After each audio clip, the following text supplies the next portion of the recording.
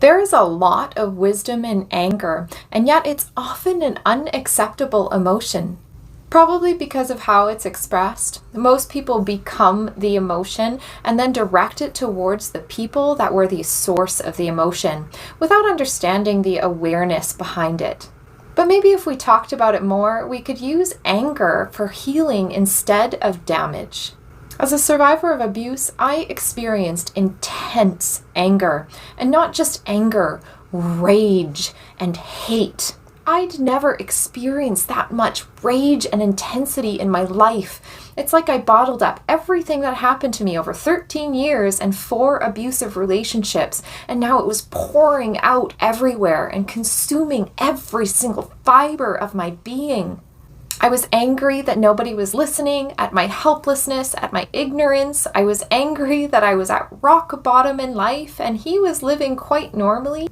I was angry that I had to leave my home and he got to live there and charge me rent. Didn't have the tools to deal with it or understand it, nor the health or support to heal with it. It became uncontrollable, and I did things I'm not proud of.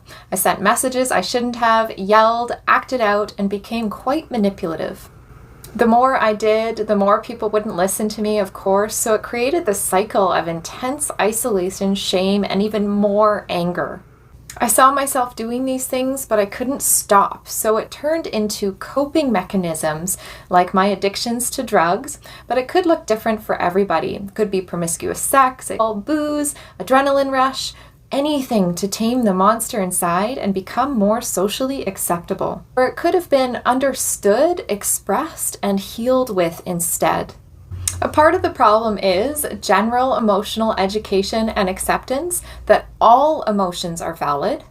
A big part of the problem with this anger was it wasn't being listened to and there was wisdom behind it. Life as a survivor is very difficult, while the abuser often gets socially accepted and reintegrated much faster than the victim. So anger is actually okay and valid. What matters most is what we do with it and how we communicate with it. That it can actually be used for all of our healing instead of self-destruction or targeted at other people. In fact, without anger, we probably wouldn't have some of the major world changes that we have right now.